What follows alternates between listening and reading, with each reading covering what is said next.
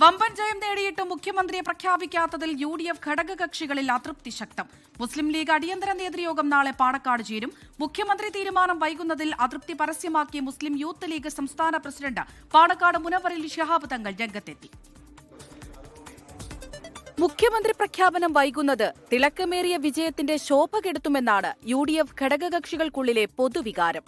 പ്രാദേശിക തലങ്ങളിൽ ഉൾപ്പെടെ വലിയ വിമർശനം ഉയർന്നതിന് പിന്നാലെ മുസ്ലിം ലീഗിന്റെ അടിയന്തര നേതൃയോഗം നാളെ പാണക്കാട് ചേരും.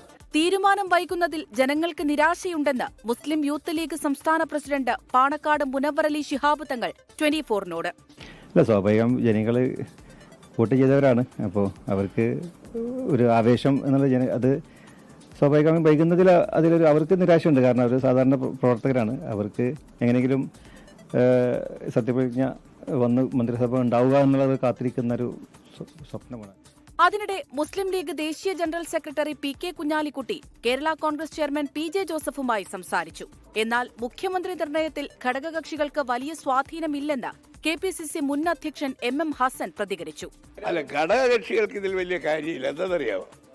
കോൺഗ്രസിന്റെ ലീഡർ ആരാണെന്നുള്ളത് കോൺഗ്രസ് ആണ് തീരുമാനിക്കുന്നത്. ഘടകകക്ഷികളല്ലല്ലോ പാർലമെന്ററി പാർട്ടി ലീഡറെ തീരുമാനിക്കുന്നത്. മുഖ്യമന്ത്രി പ്രഖ്യാപനം വൈകുന്നതിനെ വിമർശിച്ചും ആദ്യം ഗവൺമെന്റല്ലേ വേണ്ടത്. ഗവൺമെന്റ് ഒരു മുഖ്യമന്ത്രിയുടെ പ്രശ്നം മാത്രമല്ല, മന്ത്രിമാരും വരണല്ലോ. ഇവിടെ ഓരോ വകുപ്പിലും നടന്നുകൊണ്ടിരിക്കുന്ന കാര്യം, അതിനൊന്നും നിങ്ങൾക്ക് ഒരു പ്രശ്നമില്ല. ജനങ്ങൾ ഈ ഒരു സാഹചര്യം കൊണ്ടാണ് കോൺഗ്രസിനെ ഭരണമേൽപ്പിക്കാൻ വിമുഖത കാണിക്കുന്നത് എന്നുള്ളതാണ്. അവർക്കൊരു നേതാവിനെ തെരഞ്ഞെടുക്കാൻ കഴിയുന്നില്ല. ജനങ്ങളെ പരിഹസിക്കരുതെന്ന് മുഖ്യമന്ത്രി ചർച്ചയിൽ കോൺഗ്രസിന്റെ സമസ്ത മുഖപത്രം സുപ്രഭാതം വിമർശിച്ചു. News desk 24.